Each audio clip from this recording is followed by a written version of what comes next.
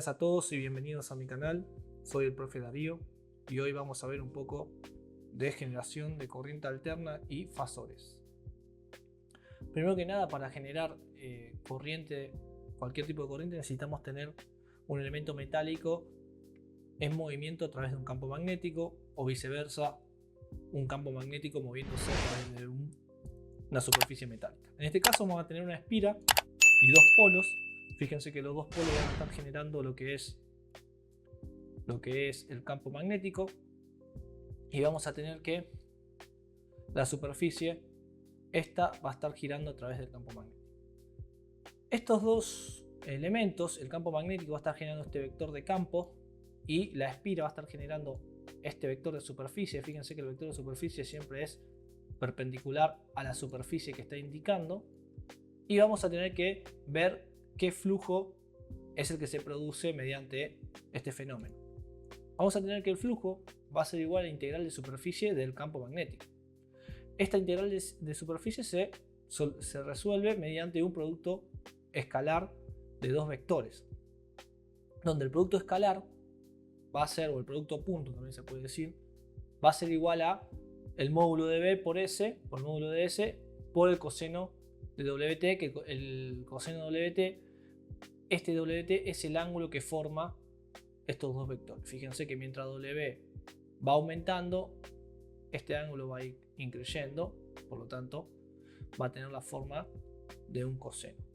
Entonces, nosotros sabemos que por la ley de Faraday, si tenemos un metal embebido en un flujo magnético que está variando, como sería en este caso, se va a generar una fuerza electromotriz que va a tener esta expresión.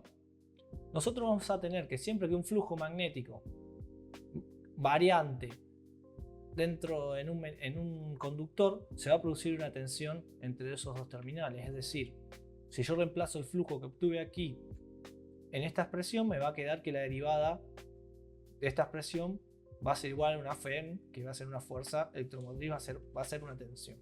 Es decir, si yo derivo esto, la derivada de menos coseno es igual a seno, y me va a quedar esta expresión. Este número de acá no deja de ser un número que lo puedo llamar tensión, donde va a ser una tensión máxima multiplicada por un seno.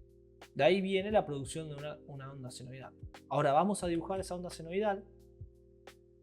Como nosotros bien sabemos cómo se dibuja una onda senoidal, tiene esta expresión, y esta expresión va a continuar hasta el infinito, donde esta onda va a tener sus características. Va a tener un punto máximo, que va a ser este número de aquí. Va a tener un periodo o una frecuencia, que el periodo es el tiempo que tarda en hacer un ciclo, y la frecuencia es la inversa del periodo, es decir, la cantidad de ciclos que hace esta onda por segundo. Es decir, si nosotros tenemos una tensión de 50 Hz, sería que esta onda realiza 50 ciclos en un segundo. Entonces, vamos a tener que transformar esto en fasores.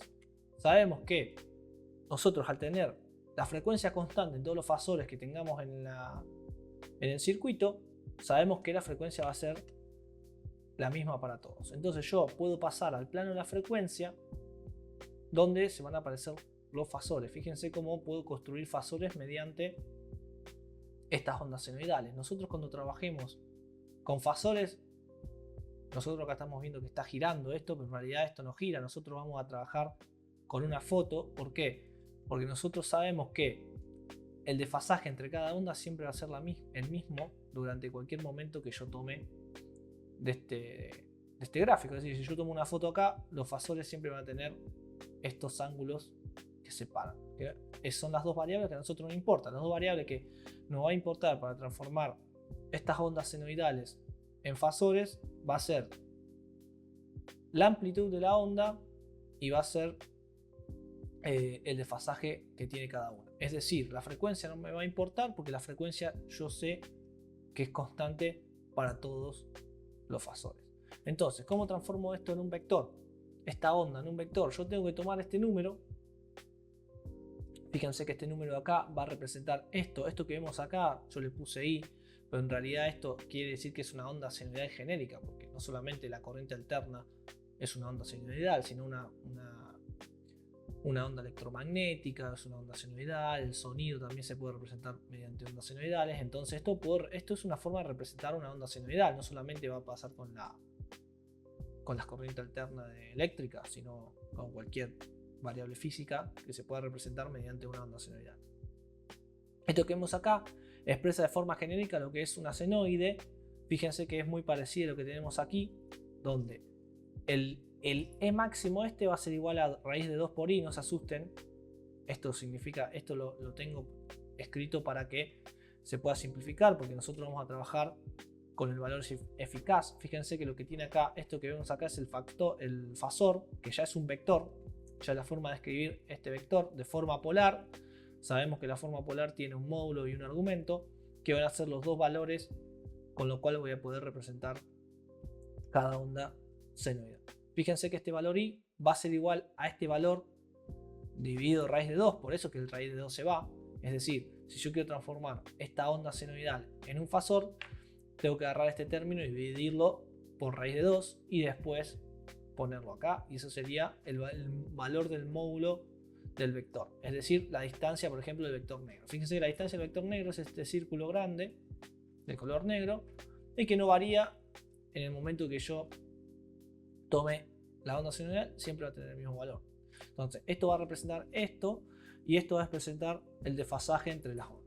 Si yo tengo que uno de los vectores está a 0 grados, el desfasaje se va a producir mediante este valor. Es decir, solamente hay que copiar esto acá. Esta onda senoidal, fíjense que no tiene ningún ángulo, es decir, yo le voy a tener que poner 0. Es decir, esto me va a quedar como valor E máximo dividido raíz de 2 y el ángulo 0 grados. Ahora, una vez que tenemos una idea de lo que es un fasor, vamos a un ejercicio práctico para que afiancemos un poco esto. Sé que estos temas hay que reemplazarlos bastantes. Cualquier duda que tengan me lo dejan en los comentarios. Son temas que lleva su tiempo entenderlo, pero una vez que nosotros ya con la práctica se van a hacer más familiares, también tenemos que tener en cuenta de que no se tienen que olvidar de que estos fasores no dejan de ser ondas electromagnéticas. Entonces yo en la vida real voy a tener esto, pero algebraicamente cuando resolvamos los circuitos vamos a usar los fasores para simplificar. Si yo me quedo en el plano del tiempo y le aplico una tensión senoidal, por ejemplo, a un inductor, la respuesta del inductor va a ser de forma de una derivada. Entonces yo voy a tener que agarrar esta onda y derivarla con todo lo que significa aplicar derivadas integrales. Entonces yo por eso voy y trabajo en el plano de los fasores, donde la frecuencia es constante y todos esos cálculos diferenciales se transforman en cálculos algebraicos que son más simples, pero no dejan de ser complicados porque son números complejos. Nosotros estamos acostumbrados a trabajar con números escalares, pero esto que vemos acá son números complejos. O sea, esto de acá, que se produce acá, es de una forma compleja donde se puede transformar de una forma binómica también. Bueno, vamos a hacer un ejercicio de una suma de dos fasores. Fíjense que nosotros lo que nos va a pedir este ejercicio va a ser sumar estas dos corrientes I1 y I2 en forma temporal. Fíjense que está escrito de forma con las minúsculas y la T entre paréntesis. Esto quiere decir que es una forma de onda temporal y va a tener una forma senoidal. En este caso tenemos un coseno, pero recordemos que el coseno y el seno están desfasados 90 grados y se puede utilizar tanto coseno como seno. Lo que sí, si elegimos usar seno, usamos seno en todos los cálculos, y si elegimos usar coseno, usamos coseno en todos los vectores. Fíjense que acá vamos a tener lo que es la forma de onda I1 y la forma de onda I2. Fíjense que esto de acá, que vemos que está multiplicado la T, sería la frecuencia. 3 radianes sobre segundo sería la frecuencia del omega, y este de acá sería el ángulo de desfasaje. Perfecto. Y esto de acá sería el valor máximo de la corriente.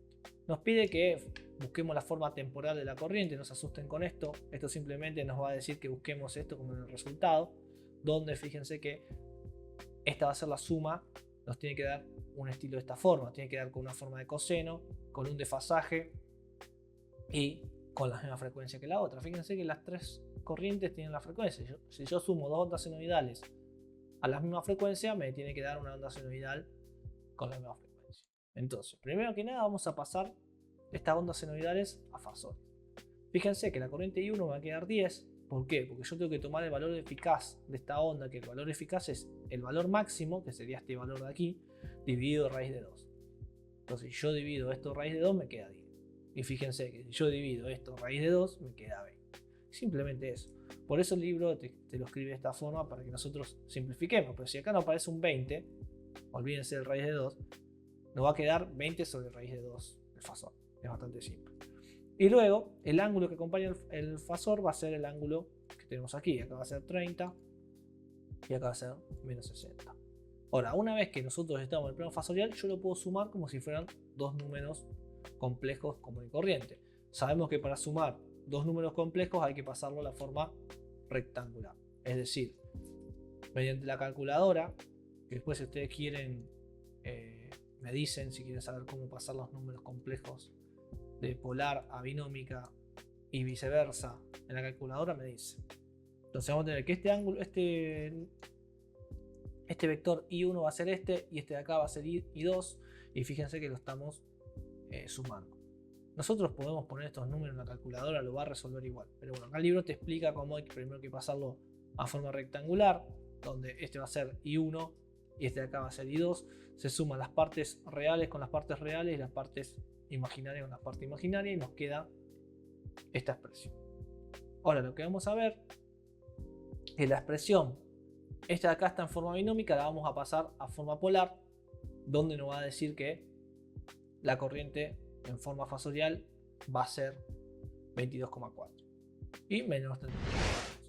Entonces nosotros tenemos que transformar esto en esta expresión, o sea, volverlo a forma temporal, que es el proceso inverso. Habría que multiplicar por raíz de 2 esto, y ya tenemos la frecuencia y el ángulo va a ser menos 33. Bastante simple.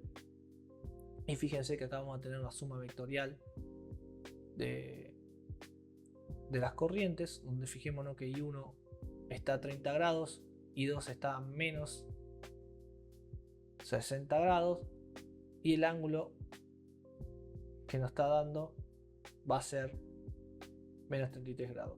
Acá en el libro tiene un error, me parece. Este menos 60 arranca desde aquí. Estos son los 60 grados. Lo que tenemos acá entre vector y vector tenemos prácticamente 90 grados. No se confundan, no sé por qué lo dibujo mal en el ángulo, pero siempre es con respecto a la horizontal los ángulos que se generan en los vectores. Fíjense que esto es menos 60, es este ángulo. Y fíjense que la suma gráfica de los vectores da, yo si transporto este vector acá, la suma va a ser este más este, va a dar este. Perfecto, bueno, eso fue todo por el cálculo de... Bueno, eso fue todo por el... Bueno, espero que les haya servido este ejercicio, y cualquier cosa que necesiten me dicen. Sé que son temas difíciles de abordar, pero con paciencia y paso a paso lo van a ir entendiendo mejor. Y saben que cualquier cosa que necesiten me lo dejan en los comentarios, me escriben, que ahí en la descripción del video van a estar mis datos por si me quieren hacer alguna pregunta. Y bueno, hay que ponerse a estudiar y nada más que eso. Un abrazo.